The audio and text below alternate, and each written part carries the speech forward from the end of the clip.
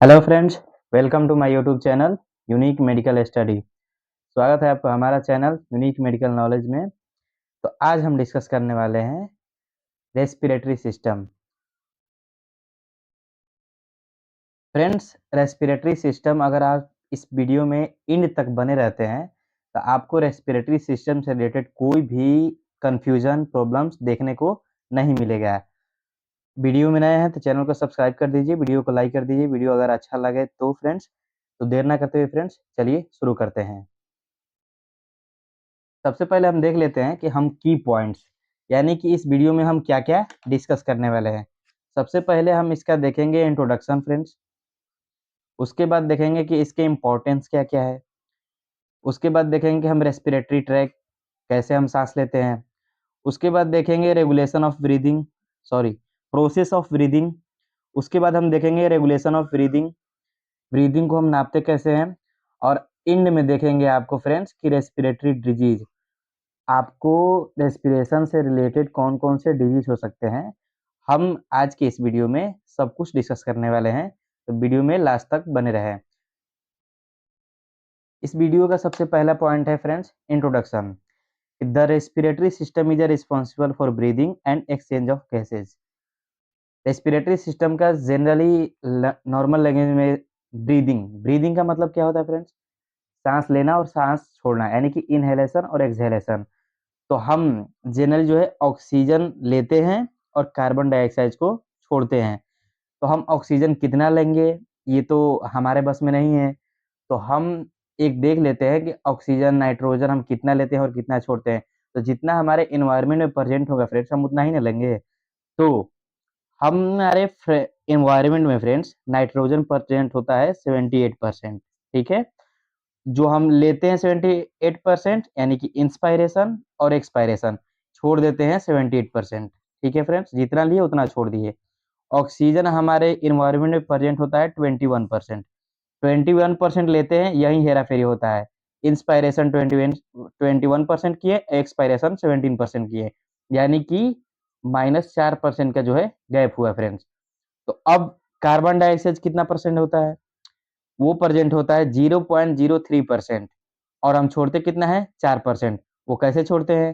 क्योंकि ऑक्सीजन लिए 21% और छोड़े 17%। तो ये 4% का जो गैप है, वो हमारे बॉडी से निकलना बहुत ज़रूरी है। तो हमारे कार्बन डाइऑक्साइड के रूप में जो फ्रेंड्स है, वो बाहर निकलते हैं, ठीक है? अगर हम उतना छोड़ेंगे नहीं तो भी प्रॉब्लम है, इसलिए जितना लिए उतना हमको छोड़ना बहुत ही ज़रूरी है। अब हम देखते हैं कि क्या बोलते हैं रेस्पिरेटरी सिस्टम जो है एक ऑक्सीकरण अभिक्रिया है, इससे हमें ऑक्सीजन मिलता है, एनर्जी मिलता है। क्यों ज़रूरी है? क्योंकि हमें इससे एनर्जी मिलता है। फ्रेंड्स, अब हम देख लेते हैं जो ह्यूमन्स हैं, वो लंग्स से साँस लेते हैं। जितने भी कीड़ा-मकोड़ा जितने भी आपको रेंगने वाले जंतु दिखेंगे वो सब के सब जो है ट्रैकिया से साँस लेते हैं, ठीक है? फिश यानी कि मछली, फिश जो है फ्रेंड्स वो है गिल्स से साँस लेती है। फिश जो है गिल से साँस लेती है। मेढक एक ऐसा जंतु है वो 3 तरीके से साँस लेता है फ्रेंड्स। अगर वो ज़मीन के ऊपर हुआ तो वो लंग से साँस लेगा, अगर वो ज़मीन के अंदर हुआ तो वो स्किन से साँस लेगा, अगर वो पानी में हुआ है तो वो गिल्स मतलब कि गिल्स से साँस लेगा मछली की तरह। और जब छोटे होते हैं फ्रेंड्स तो मेढक वो गिल्स मछली के टेडपोल यानी कि बच्चे की तरह होते हैं, तो वह गिल्स से साँस लेते हैं। आगे बढ़ते हैं नेक्स्ट टॉपिक पर। अगला पॉइंट हमारा है कि इम्पोर्टेंस यानी कि इम्पोर्टेंस क्या है फ्रेंड्स, इसके बारे में हम डिस्कस करने वाले हैं। तो कह रहा है कि without oxygen cell can not be produce energy.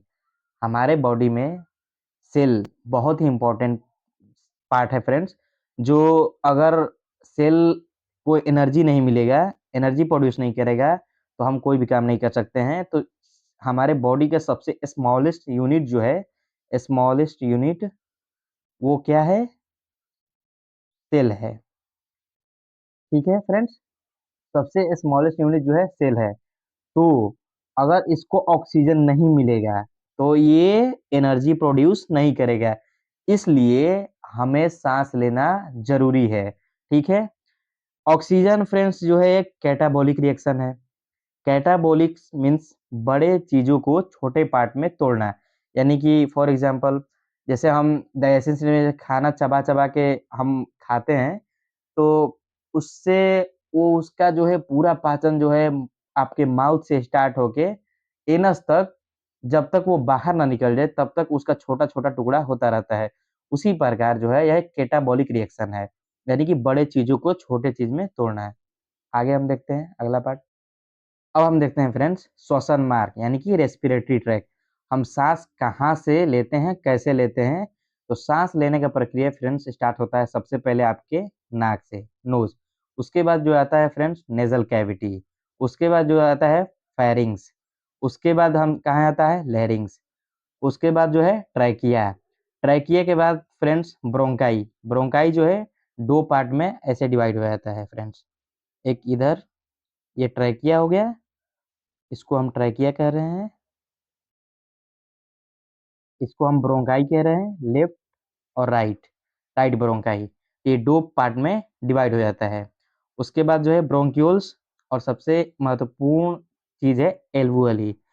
यहीं जो है हम जो साँस लेते हैं, यहीं जो है गैसों का आदान-प्रदान, एक्सचेंज होता है। या गुच्छे के समान बहुत ही ज़्यादा मात्रा में हमारे लंग्स में जो है फ्रेंड्स प्रेज़ेंट होते हैं।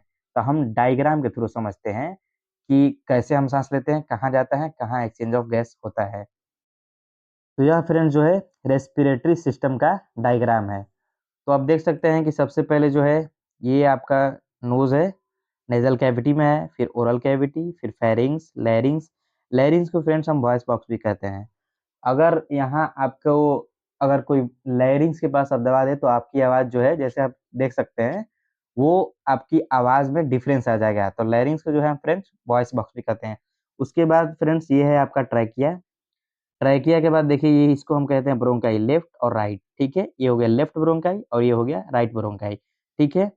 तो जो राइट लंग है वो इसके 3 लोब होते हैं। एक होता है राइट लंग, उसके बाद होता है सुपीरियर लोब, मिडिल लोब और इंफीरियर लोब। इसके जो है 3 लोब होते हैं, ठीक है? अब हम देखते हैं left left lung. Left lung के 2 फ्रेंड्स होते हैं जो 2 लोब होते हैं, सुपीरियर लोब और इंफीरियर लोब, ठीक है? अब एल्वेओली जो है मेन पार्ट इसी में आगे हम देखेंगे एल्वेओली में एक्सचेंज ऑफ गैस कैसे होता है, ताकि हम साँस लिए हमारे बॉडी में कैसे हमारे बॉडी को ऑक्सीजन जो है क्योंकि इतना छोटा-सा बॉडी तो है नहीं, हमें ऑक्सीजन बॉडी के सभी कोने तक पहुँचाना है, तो वो कैसे जाएगा फ्रेंड्स? हम इसके अगले पार्ट में देखते हैं। देखिए हम एल्वेओली की समझते हैं। एल्वेओली में एक्सचेंज ऑफ गैस हुआ फ्रेंड्स, गैस जो है एक्सचेंज हुआ है। यहाँ से सवाल उठता है ना कि एक्सचेंज ऑफ गैसें हो तो यहाँ से जो है हमारे पूरे बॉडी में जो है कैसे ऑक्सीजन पहुँचेगा? तो आप कहेंगे कि ब्लड के थ्रू, जो कि बिल्कुल सही है। फ्रेंड्स ब्लड में भी जो पाया जाता है हीमोग्लोबिन, वो जो है हमारे ऑक्सीजन को पूरे बॉडी में ट्रांसपोर्ट करने का काम करता है। यह हीमोग्लोबिन तो ऑक्सीजन कैरी किया है, ठीक है फ्रेंड्स? कैरी करने के बाद ये देता किसको है? क्योंकि इतना छोटा-छोटा सेल है, तो सब कैसे पहुँचेगा?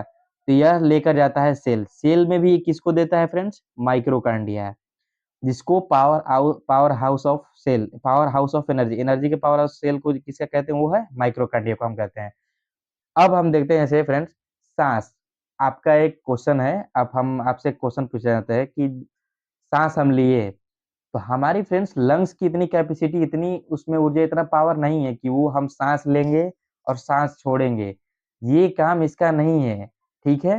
ये असली जो काम करता है इन्हेलेशन और एक्सहेलेशन का वो हमारा जो है डायफ्राम है।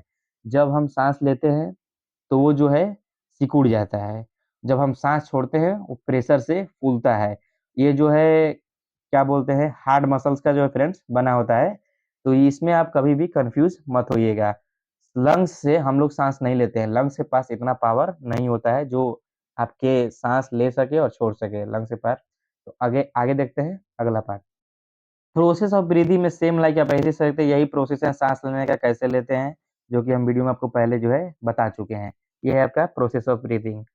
अब हम देखते हैं रेस्पिरेटरी डिज़ीज़ आपके कौन-कौन से रेस्पिरेटरी सिस्टम से रिलेटेड कौन-कौन से डिज़ीज़ हो सकते हैं फ्रेंड्स। तो रेस्पिरेटरी डिज़ीज़ में फ्रेंड्स सबसे पहले जो आता है वो है सीओपीडी यानी कि chronic obstructive pulmonary disease, writing मत जाइएगा, ठीक है, थोड़ा हम मानते हैं थोड़ा खराब है। तो दूसरा है निमोनिया। आपका थर्ड जो आता है वो है टीबी यानी कि ट्यूबरक्लोसिस। फोर्थ जो है लंग कैंसर। फाइव्थ जो है अस्थमा। ये जितने भी है आपको रेस्पिरेटरी सिस्टम से रिलेटेड, आपको ये सारे के सारे उसके डिजीज में आएंगे। फ्रेंड्स, अगर आपको वीडियो अच्छी लगी हो तो चैनल को सब्सक्राइब कर दें। हम ऐसे ही आपके लिए नॉलेजेबल वीडियो और लेकर आते रहेंगे। और लाइक कर दें और अपने फ्रेंड्स को शेयर कर दें। Thanks for watching this video. जय हिंद।